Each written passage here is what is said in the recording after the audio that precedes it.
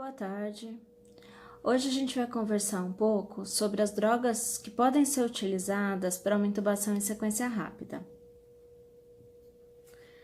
Para uma intubação segura e tranquila, nós devemos garantir que o paciente não sinta dor, esteja inconsciente, tenha a musculatura relaxada e não fique nem hipertenso nem hipotenso. Não existe um medicamento que consiga todos esses objetivos sozinho.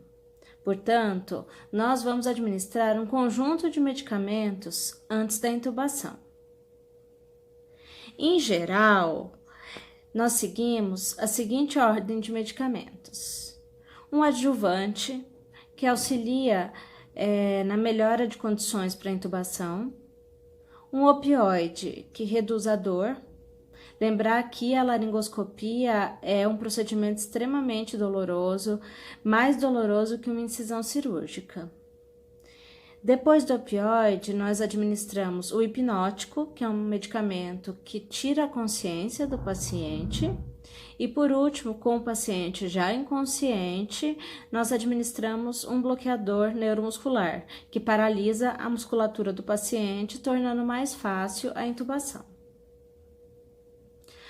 A primeira classe de medicamentos que nós vamos revisar aqui são os opioides, que são medicamentos que reduzem a dor da laringoscopia.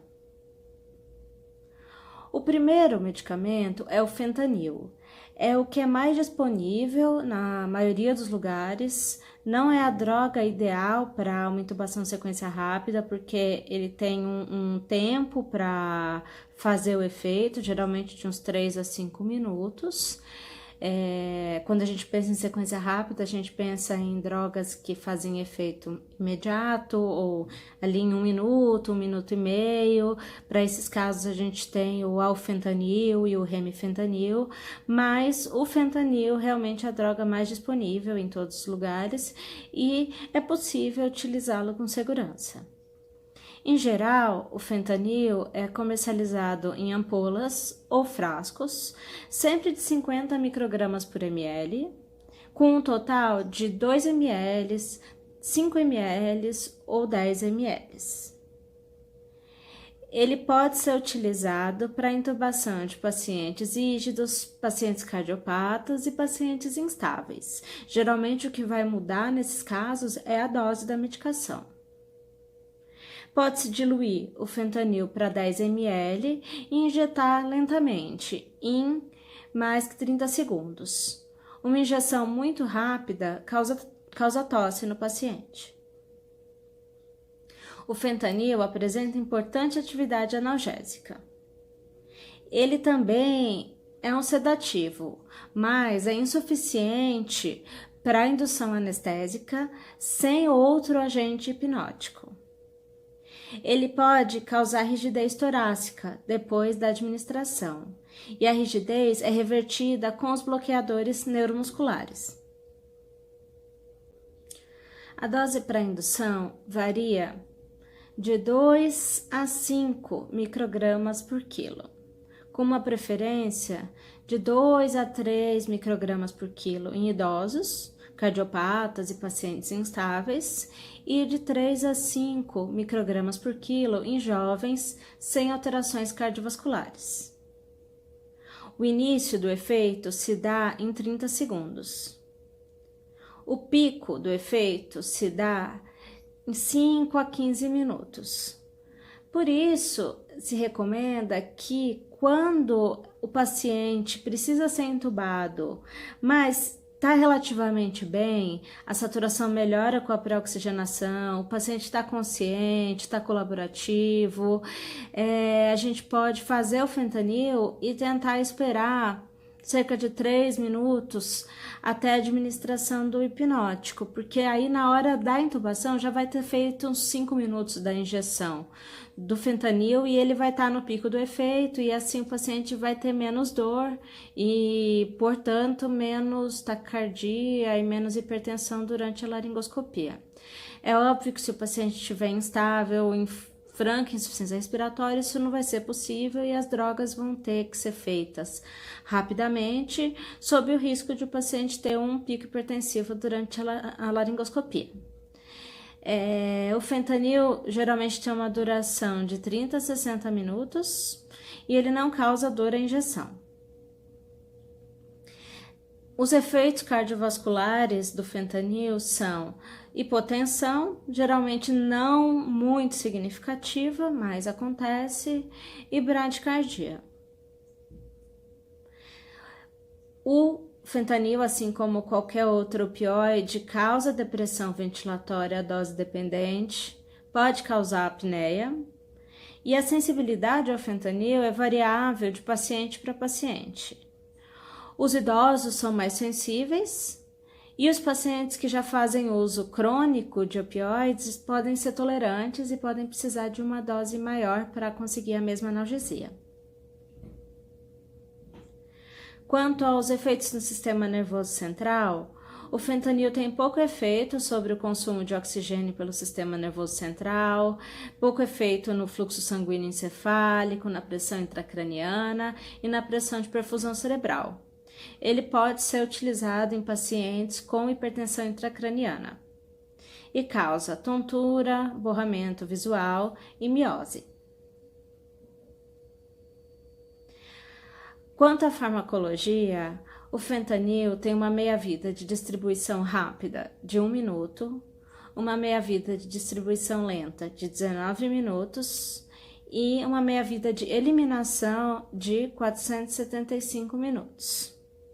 Aqui perceber que o término do efeito clínico se dá por redistribuição e não por eliminação. Vai demorar muito mais tempo para a droga ser efetivamente eliminada do organismo do paciente.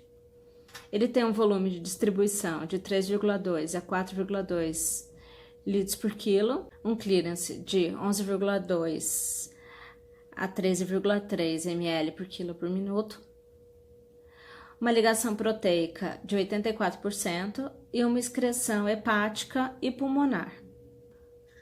Um próximo opioide que pode ser utilizado em intubação em sequência rápida é o remifentanil. Ele é menos disponível, geralmente a gente vai encontrar remifentanil mais realmente no centro cirúrgico.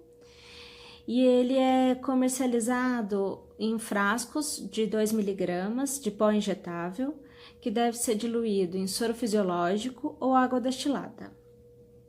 Geralmente, o remifentanil é utilizado em bomba de infusão contínua, porque ele é uma medicação com uma duração clínica muito curta. A dose em bolos pode ser administrada para indução em sequência rápida. Para um bolos, pode-se diluir o remifentanil em 100 ml de soro fisiológico, gerando uma solução de 20 microgramas por ml. Ele apresenta importante atividade analgésica, equivalente à do fentanil.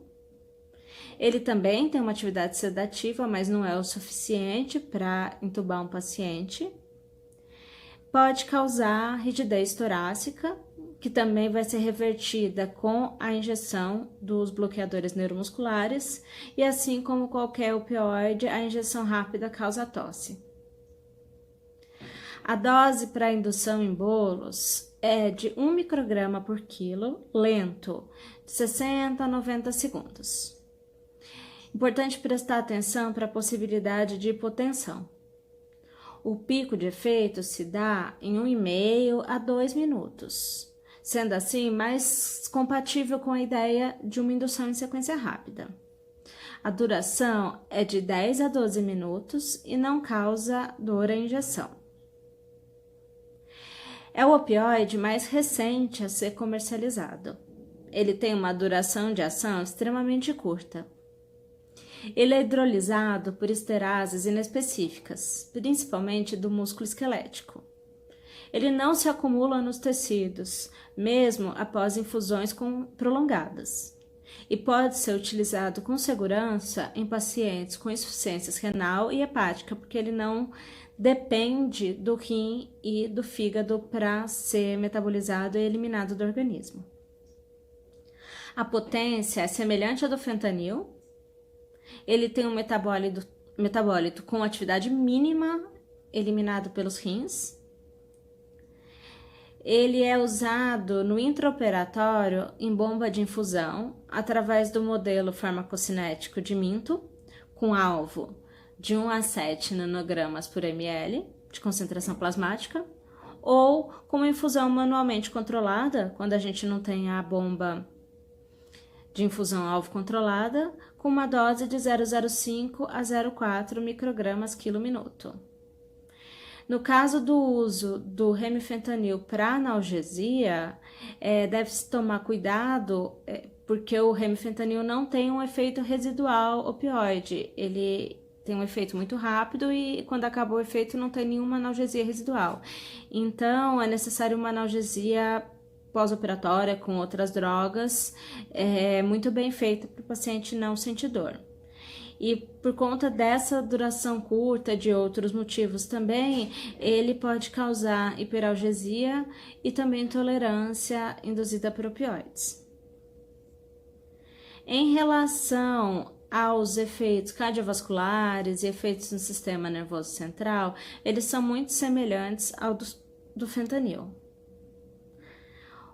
Os efeitos respiratórios também são os mesmos que os do fentanil. E em relação à farmacologia, a meia-vida de distribuição rápida é de 0,9 minuto, a de distribuição lenta é de 9,1 minutos, a meia-vida de eliminação é de 48 minutos, o volume de distribuição é bem baixo, é de 0,2 a 0,3 litros por quilo, o clearance é de 30 a 40 ml por minuto por quilo, tem uma ligação proteica de 80%, um metabolismo por esterases plasmáticas e uma excreção renal, mas lembrar que o metabólito que é excretado por via renal, ele tem uma atividade mínima. Uma terceira droga, que também é uma ótima escolha para uma indução em sequência rápida, é o alfentanil.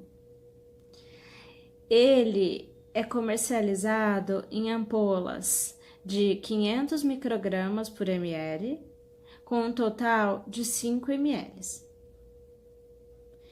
Ele é bem indicado para sequência rápida devido ao rápido pico de ação. O alfentanil pode ser diluído em 10 ml de soro fisiológico ou de água destilada. Ele apresenta importante atividade analgésica e também uma atividade sedativa insuficiente. Também pode causar rigidez torácica e sua injeção rápida causa tosse. A dose para indução em bolos é de 20 a 50 microgramas por quilo, lentamente. As doses para os idosos e pacientes com doenças cardiovasculares e com instabilidade hemodinâmica devem ficar no limite inferior. A hipotensão causada pelo alfentanil geralmente é mais intensa que a causada pelo fentanil. O pico do efeito se dá de 1 a 2 minutos e a duração é de 10 a 18 minutos, podendo durar um pouco mais que isso. Também não causa dor à injeção.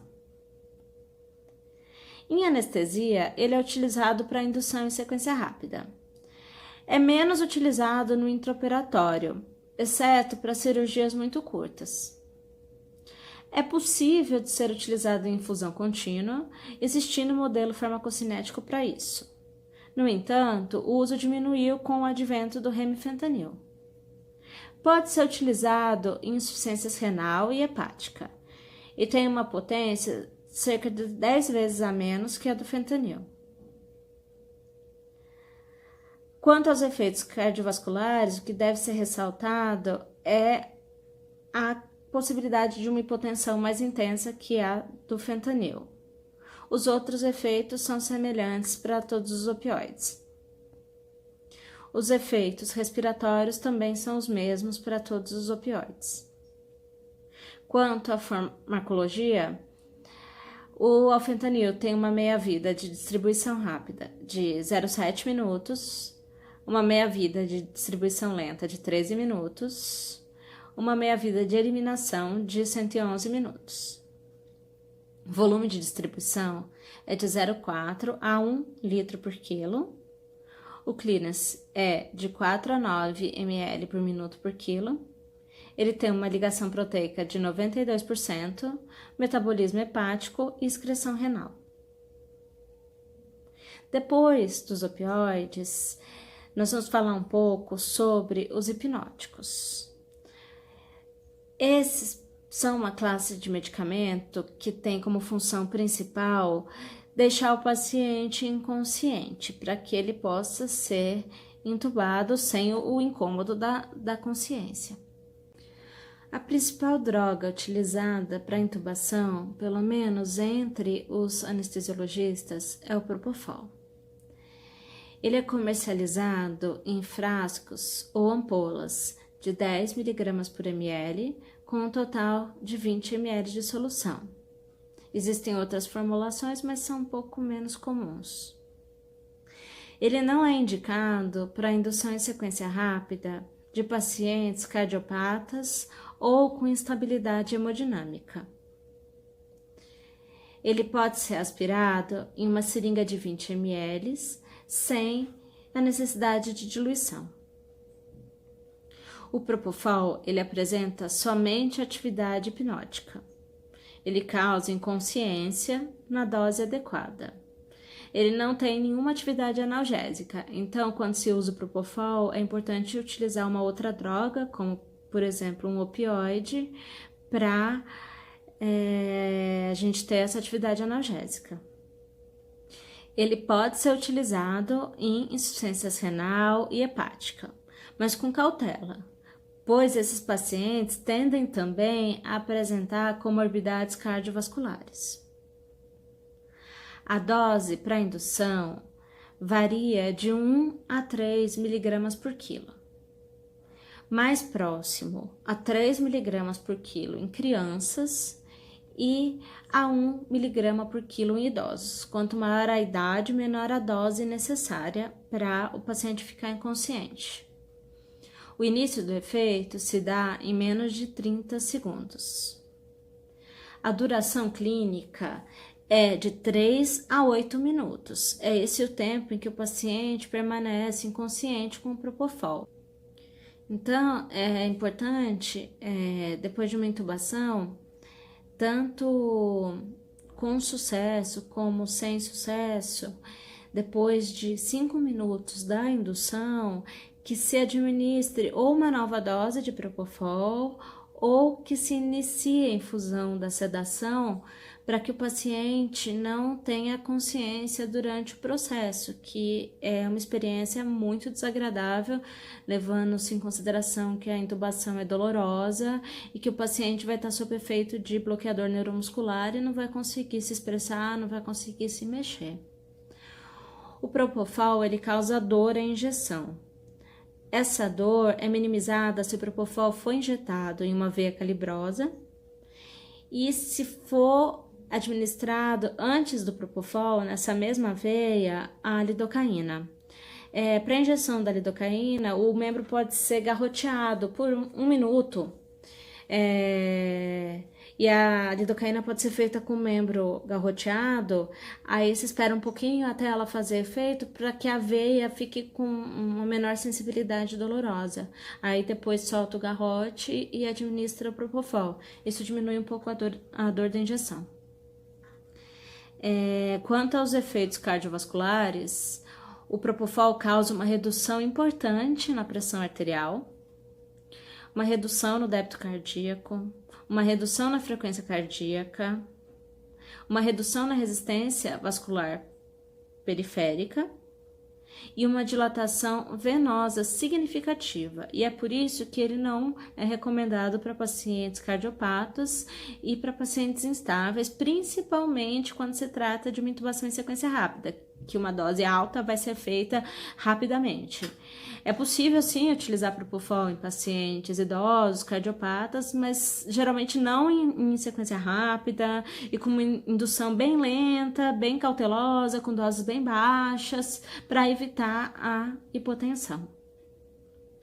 Quanto aos efeitos respiratórios, o Propofol causa depressão ventilatória em pacientes saudáveis.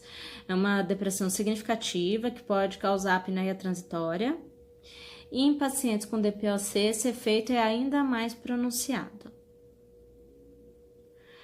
Quanto aos efeitos no sistema nervoso central, o Propofol causa uma redução significativa no consumo de oxigênio pelo sistema nervoso central. Ele também reduz o fluxo sanguíneo encefálico, reduz a pressão intracraniana.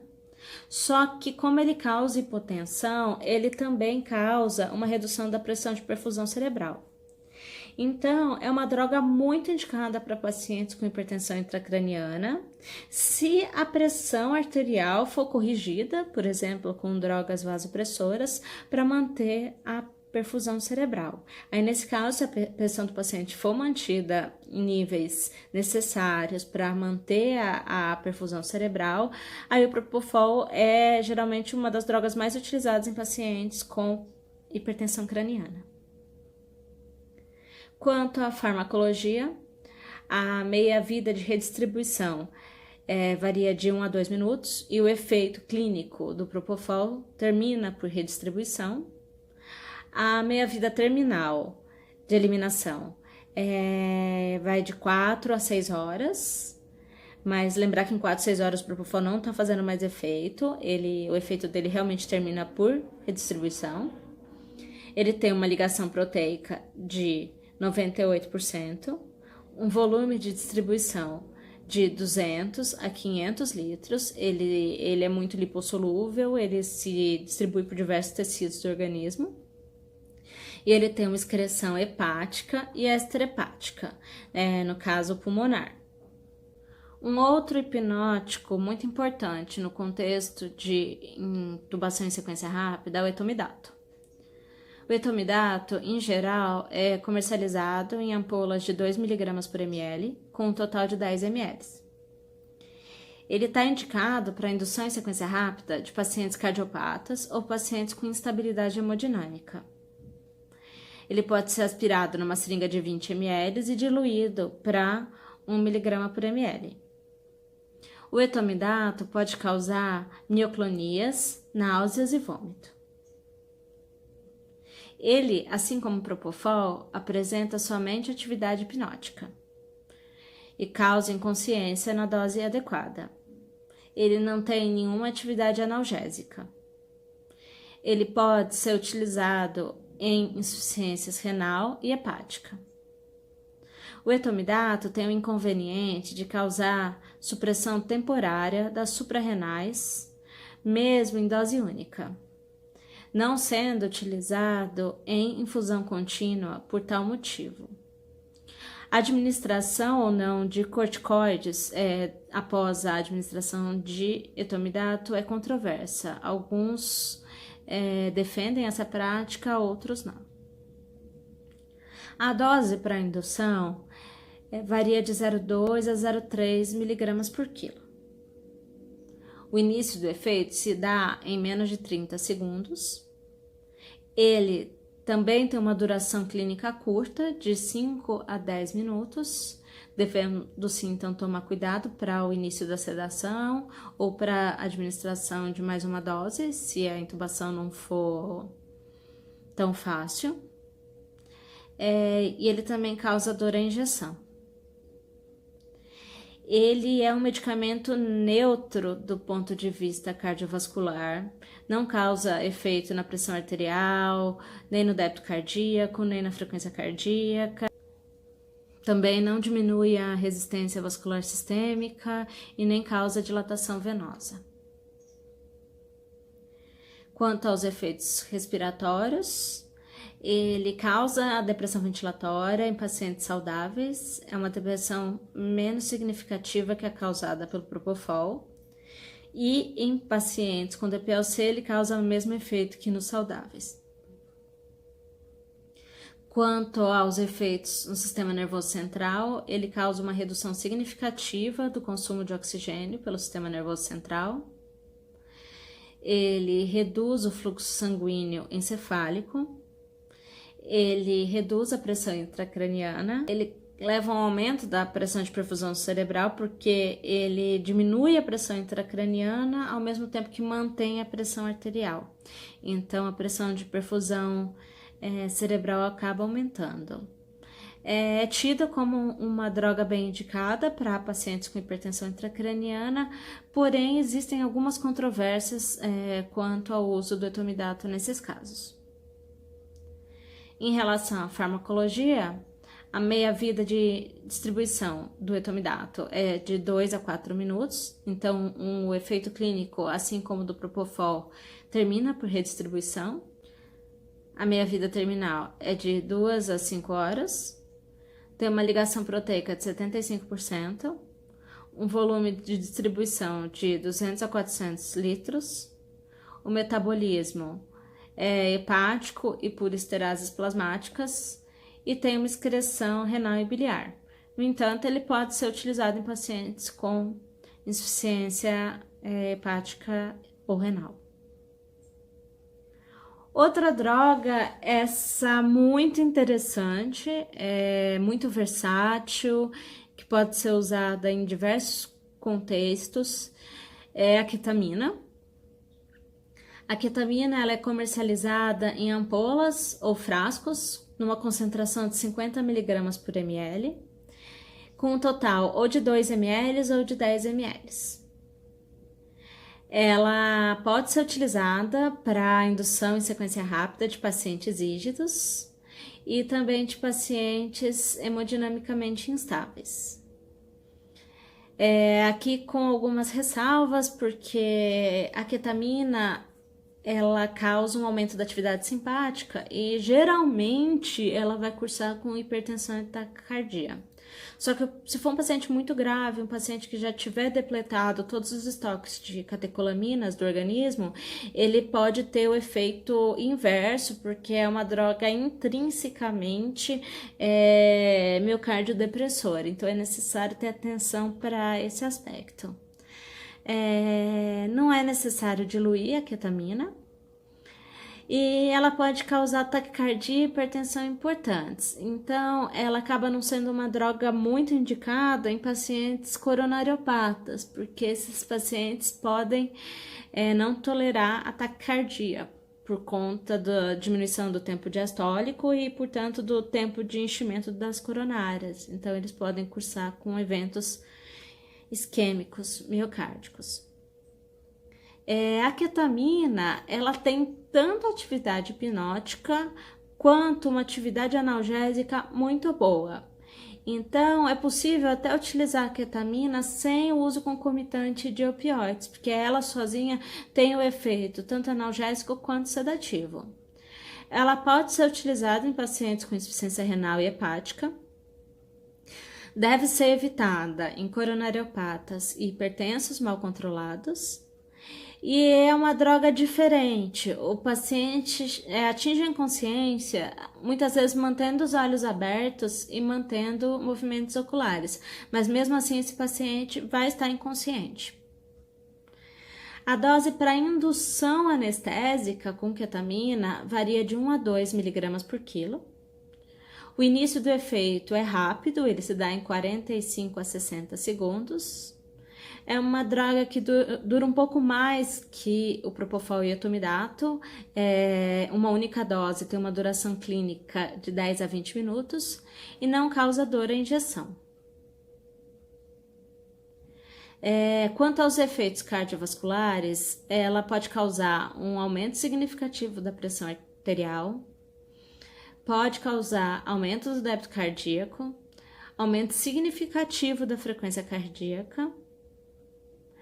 A resistência vascular sistêmica pode aumentar ou diminuir e geralmente não há efeito na dilatação venosa. E aqui lembrando que só vale para os pacientes que ainda têm catecolamina circulante. Se não tiver, a ketamina vai causar um efeito depressor com diminuição do débito cardíaco, diminuição da pressão arterial. Um aspecto muito interessante da ketamina é que ela não causa depressão ventilatória. Então, em alguns casos, quando a gente deseja intubar um paciente mantendo a ventilação espontânea, a ketamina é um aliado muito importante. Ela também pode ser combinada com a dexmedetomidina, que é uma droga que a gente não está comentando muito aqui, mas é um alfa-2 agonista, também com atividade analgésica e sedativa, e que tem como vantagem causar pouquíssima depressão ventilatória. Então, o uso de ketamina e dexmedetomidina, em alguns casos, quando não se deseja que o paciente faça apneia, seja por exemplo, a previsão de que ele não vai tolerar a apneia ou ele não colabora para suportar aquele tempo de 3 a 5 minutos de pré-oxigenação, entre outras muitas razões, é uma estratégia também bem interessante. Então, voltando à ketamina, além de não causar depressão ventilatória, ela também é um broncodilatador, então é muito interessante o uso da ketamina em pacientes asmáticos, por exemplo. Só que ela pode causar cialorreia, causando uma necessidade de aspiração das vias aéreas, que muitas vezes não é o desejável agora nessa pandemia de Covid-19, por exemplo. A cialorreia também pode ser reduzida, por exemplo, com a administração ou de atropina ou de escopolamina antes da indução anestésica, mas aí lembrando que o paciente pode ficar ainda mais taquicárdico. Quanto aos efeitos no sistema nervoso central, classicamente a ketamina é considerada uma droga que leva a um aumento do consumo de oxigênio no sistema nervoso central, um aumento significativo do fluxo sanguíneo encefálico, um aumento da pressão intracraniana, um aumento ou uma redução da pressão de perfusão cerebral, e ela pode causar pesadelos e alucinações até por um período geralmente de 24 horas após a administração. Quanto ao uso de hipertensão intracraniana, ela sempre foi uma droga não recomendada para esse fim, só que hoje em dia estão surgindo novos estudos que estão mostrando que, dependendo de como ela é utilizada, ela não tem um efeito tão significativo assim na piora da hipertensão intracraniana, mas ainda é um assunto controverso. A ketamina tem uma meia-vida de distribuição de 11 a 17 minutos, uma meia-vida terminal de 2 a 3 horas, uma ligação proteica bem baixa, de 12%, tem um volume de distribuição de 200 a 250 litros, o metabolismo é hepático e a excreção é renal. Um último hipnótico que a gente vai tratar aqui e que geralmente em anestesiologia é muito raro hoje em dia ser utilizado como indutor de intubação é o midazolam. A gente não usa tanto, a gente usa mais para sedação, só que a gente sabe que em muitos pronto-socorros, às vezes ambientes extra-hospitalares, o midazolam pode ser o único hipnótico disponível para uma intubação. Então, em geral, ele é comercializado em ampolas de 5 mg por ml. Existe também a ampola de 1 mg por ml, mas essa de 5 é mais comum, com um total de 3 ou 10 ml. Existe também a ampola de 1 mg por ml, com um total de 5 ml, essa é mais utilizada para sedação. O midazolam pode ser aspirado numa seringa de 5 ml, sem a necessidade de diluição. O midazolam, ele apresenta somente atividade hipnótica, ele só faz o paciente dormir, então é necessário adicionar um analgésico, caso seja realizada a intubação com midazolam. Em anestesiologia, como já dito, é mais comum seu uso para sedação. e ele pode ser utilizado para intubação na ausência de outros hipnóticos mais indicados. A dose para indução, dose para intubação, varia de 0,2 a 0,4 mg por quilo. O início do efeito vai se dar 30 a 60 segundos.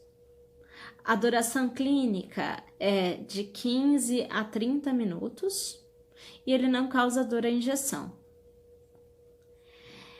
Quanto aos efeitos cardiovasculares, ele causa pouca diminuição da pressão arterial ou nenhuma.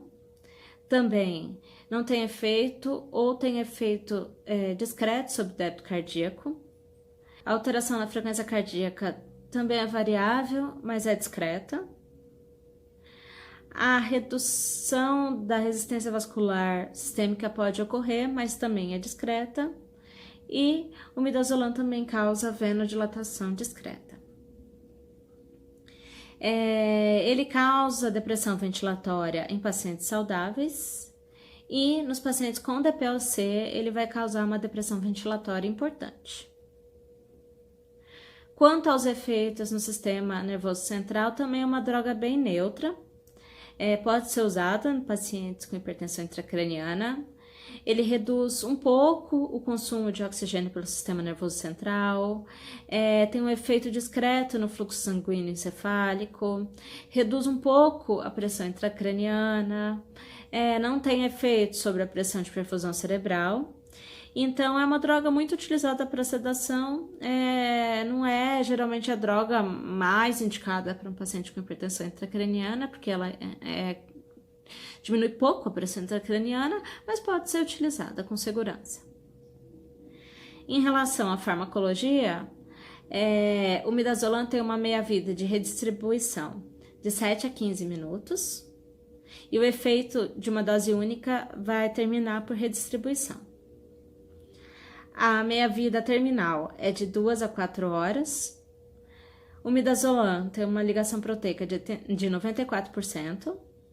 Um volume de distribuição de 70 a 130 litros, metabolismo hepático e excreção renal. E geralmente se evita midazolam em pacientes com insuficiência hepática, com risco de acúmulo e efeito prolongado. Outras drogas que não são essenciais para a intubação, mas que ajudam muito a tornar a laringoscopia mais fácil e a abolir, na verdade, reflexos como a tosse, são os bloqueadores neuromusculares.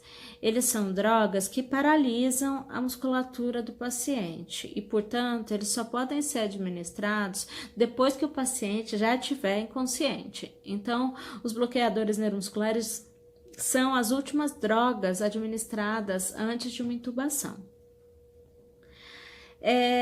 Uma droga muito comum, muito utilizada para intubação em sequência rápida é a succinilcolina, conhecida como succinilcolina, só que a droga comercializada atualmente é denominada succinilmetônio.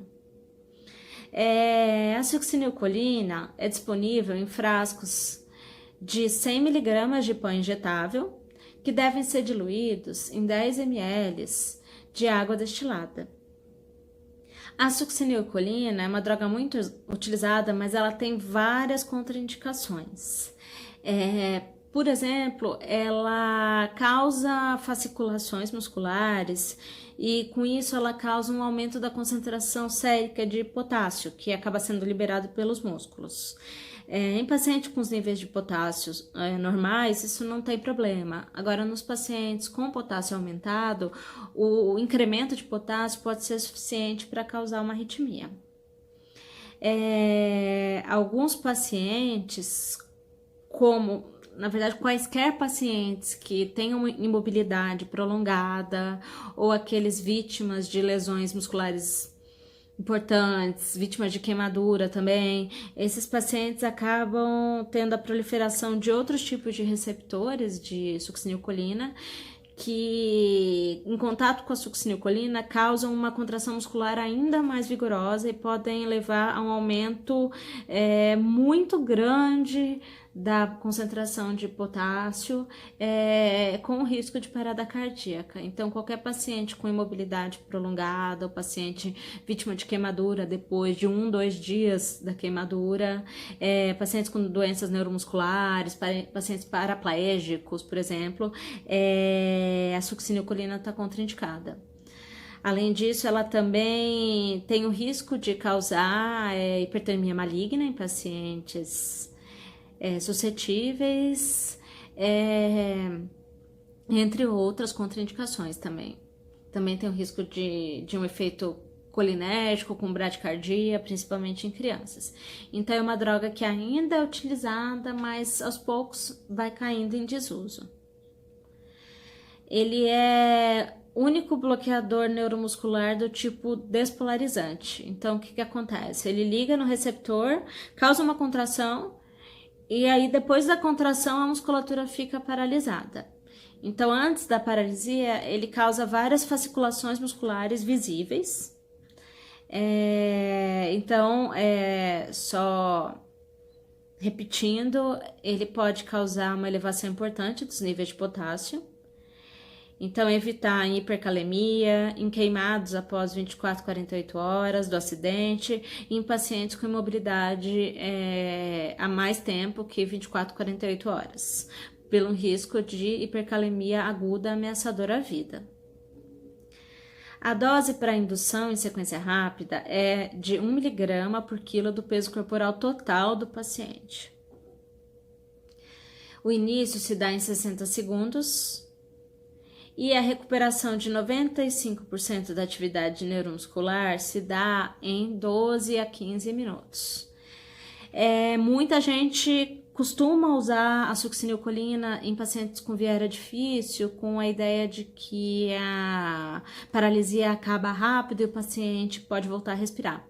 Mas geralmente isso é uma aposta arriscada, porque a recuperação pode se dar em 15 minutos e dependendo, aliás, a maior parte dos pacientes em 15 minutos já vai ter desaturado de uma forma ameaçadora à vida. Então, na verdade, não é uma estratégia muito interessante para o paciente com via aérea difícil. Talvez entubar em ventilação espontânea, entubar com uma sedação leve, com anestesia local, sejam medidas mais adequadas nesse caso. Pode ser utilizado em pacientes instáveis, atenção para insuficiência renal e nível de potássio. O metabolismo acontece pela colinesterase plasmática, sintetizada pelo fígado. E a succinilcolina pode causar uma elevação temporária das pressões intracraniana e intraocular. Outra droga que pode ser utilizada para indução em sequência rápida é o rocurônio. O rocurônio ele tem muito menos contraindicações que a succinilcolina, ele não tem o problema do potássio, não tem o problema da hipertermia maligna. Como problemas dele é a questão da insuficiência hepática, insuficiência renal, que pode levar a um prolongamento do efeito. Na dose de sequência rápida, ele tem uma duração também prolongada. Na verdade, o rocurônio, quanto maior a dose, mais rápido o efeito e mais tempo o efeito clínico dura. E a questão interessante do rocurônio é que ele tem um reversor específico, que é o Sugamadex. Então, é uma droga que engloba o rocurônio e ele acaba perdendo a ação. O problema é que o Sugamadex é uma droga muito cara e não está disponível em todos os lugares. Então, para pacientes com via aérea difícil, também o rocurônio às vezes não é uma escolha adequada, sendo preferível, por exemplo, uma intubação acordada. E o Sugamadex, para reverter uma situação de não intubo, não ventilo, por exemplo, quando você acabou de injetar o rocurônio, a dose de Sugamadex necessária é muito grande, é 16 mg por quilo. E em muitos hospitais, assim, dificilmente você vai conseguir uma ampola de Sugamadex, quem dirá 5, 6 ou 7 que podem ser necessárias nessa situação. Então, o rocurônio ele é disponível em frascos de 10 mg por ml, com um total de 5 ml, então cada frasco tem 50 miligramas. Ele não necessita ser diluído e ele é um bloqueador neuromuscular adespolarizante. Ele não causa aquela contração muscular na forma de fasciculações antes da paralisia. Ele pode ser utilizado em pacientes instáveis. A dose para intubação em sequência rápida é de 1,2 mg por quilo. O início do efeito se dá de 0,7 a 1,2 minutos, é bem rápido. E a recuperação de 95% da função neuromuscular varia de 38 a 150 minutos, mas esse valor na realidade não é certo, ele é bem variável, depende do paciente. A excreção é hepática e renal, pode ter um efeito prolongado, insuficiência renal e hepática, tem um volume de distribuição de 193 a 221 ml por quilo, um clearance de 1 a 1,9 ml por quilo por minuto e uma meia-vida de eliminação de 100 a 132 minutos. Agora, a gente vai falar um pouquinho sobre adjuvantes, que são drogas com diferentes funções que auxiliam em uma melhor indução anestésica do paciente. Aqui o exemplo que a gente vai dar é o da lidocaína, que é uma droga muito frequente, muito utilizada, mas a gente tem outros adjuvantes que podem ser utilizados, existe o sulfato de magnésio e a clonidina, por exemplo. A lidocaína a 2%, sem vasoconstritor, pode ser utilizada por via endovenosa. Ela é disponível na concentração de 20 mg por ml, em ampolas de 5 ml ou em frascos de 20 ml. A lidocaína não necessita ser diluída e é um anestésico local. E por via endovenosa, ela atenua bastante a resposta pressórica à intubação. A dose para a intubação de lidocaína varia de 1,5 a 2 mg por quilo, 3 a 4 minutos antes da laringoscopia. A excreção é hepática e biliar e pode causar intoxicação neurológica e cardiovascular se a dose for muito elevada. E aqui a gente vai falar de algumas combinações possíveis de drogas. Na verdade, a quantidade de combinações é muito grande, dependendo da experiência do profissional, ele vai fazer combinações diferentes. Então, aqui só são alguns exemplos realmente para ilustrar algumas situações. Então, por exemplo, um paciente jovem de 70 quilos, hemodinamicamente estável e sem comorbidades. Nesse caso, a gente pode fazer 100 mg de lidocaína endovenosa, depois 150 microgramas de fentanil endovenoso. Se o paciente estiver bem, a gente pode aguardar 3 minutos, pré-oxigenando o paciente, pedindo para ele respirar fundo diversas vezes. Depois do fentanil, nós iremos administrar 200 mg de propofol e logo em seguida, assim que o paciente dormir, 100 mg de rocurônio. E assim que o paciente estiver paralisado, a intubação pode ser feita. Agora, o caso de um paciente idoso, instável ou com doença cardiovascular de 70 quilos. A indução pode ser feita com lidocaína, também 100 mg endovenosa, fentanil, também 150 microgramas endovenoso, administrado lentamente. Aí, se o paciente estiver instável, provavelmente não vai ser possível esperar alguns minutos antes da administração do hipnótico. Como o hipnótico pode ser feito o etomidato, 20 mg endovenoso. Depois da perda de consciência, o rocurônio, 100 mg endovenoso. E assim que o paciente estiver relaxado, prosseguir com a intubação. Agora, um paciente instável ou um paciente com broncoespasmo sem doença cardiovascular de 70 quilos.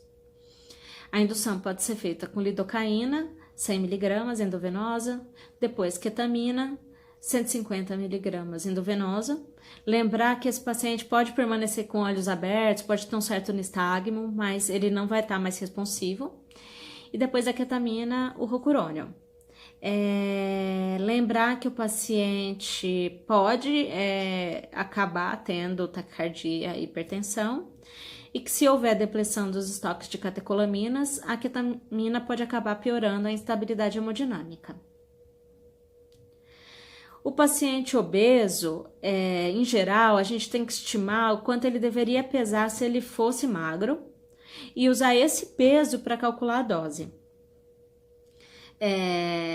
A succinilcolina é um dos poucos medicamentos que você faz baseado no peso total. O propofol também, e isso acaba levando ao risco de hipotensão importante, então deve-se tatear a quantidade de propofol de acordo com a resposta do paciente. E lembrar de repetir o hipnótico se a intubação não for possível na primeira tentativa, porque os obesos eles tendem a despertar mais rápido por distribuição da droga para o tecido adiposo. E aqui uma dica de sedação pós-intubação, assim, de montagem rápida, disponível em tudo quanto é lugar. Também não é a melhor sedação de longe, existem estratégias muito melhores, de drogas que acumulam menos, de drogas que deixam o paciente mais responsivo, com menos depressão ventilatória, mas aqui é só uma primeira sedação para montar depois de uma intubação. Então, só lembrar que a sedação tem que ser instalada rapidamente depois da intubação, assim, geralmente 5 minutos depois da indução, porque o paciente pode acordar com dores sob o efeito dos bloqueadores neuromusculares. Existem diversas combinações possíveis para a sedação. Uma combinação acessível para o início da sedação misturando-se as drogas, imaginando uma carência de bomba de infusão contínua no hospital, seria pegar um soro fisiológico de 100 ml, tirar 40 ml, desprezar, então deixar só 60, colocar 20 ml, que correspondem a 100 mg de midazolam, e 20 ml, que correspondem a 1000 microgramas de fentanil. Iniciar essa solução a uma infusão de 5 ml por hora e aumentando ou diminuindo conforme necessidade. E o paciente, depois de uma intubação, principalmente o paciente grave, ele pode ter hipotensão pós-intubação. Muitas vezes ele não vai estar ainda com acesso central. É possível iniciar a droga vasoativa por acesso periférico, tomando esse cuidado de ser uma veia calibrosa, de se garantir que não está tendo extravasamento do líquido, que o acesso esteja bem posicionado. Então, algumas dicas para o controle da hipotensão pós-intubação são essas. A gente pode primeiro realizar a expansão volêmica, né, com soro fisiológico ou com Ringer lactato. Nunca fazer expansão volêmica com soro glicosado, numa dose de 20 ml por quilo. Tomar cuidado com os pacientes com insuficiência renal, cardíaca, fazer doses menores e mais fracionadas.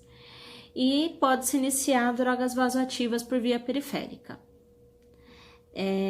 Lembrar que esse conteúdo com droga vasoativa não pode extravasar com risco de necrose dos tecidos adjacentes à veia. Um exemplo de droga vasoativa é a noradrenalina diluída, colocar só uma ampola em soro glicosado 250 ml, em bomba de infusão, a 0,05 até 2 microgramas quilo minuto, geralmente começar com 0,05, né? Começar com mais ou menos ali 10 a 15 ml hora. Enquanto se é obtido acesso central, aí pode ser feita uma solução mais concentrada de noradrenalina. E uma outra opção simples de ser conseguida e de ser montada é a de adrenalina. A adrenalina está disponível em qualquer carrinho de parada e ela pode ser bem diluída para ser administrada em pequenos bolos de 5 a 10 microgramas, de 5 em 5 minutos, conforme necessidade. Então, para isso, a gente pega uma ampola de adrenalina, que tem 1 miligrama, e dilui para 10 ml de soro fisiológico. A solução vai ficar 100 microgramas por ml. Depois disso, a gente vai pegar 1 ml dessa seringa de 10, vai passar por uma seringa de 20 e vai acrescentar 19 ml de soro fisiológico. Dessa forma, a gente vai ter uma seringa de 20 ml com adrenalina a 5 microgramas por ml. É bem diluída, dá para começar com 1 ml, 2 ml, 3 ml. Geralmente a duração ali é de 3 a 5 minutos, mas dá para ir subindo a pressão do paciente enquanto uma outra pessoa vai obtendo um bom acesso periférico ou um acesso central, por exemplo. Então é isso, obrigada, espero que essa apresentação tenha ajudado um pouco. Tchau, tchau.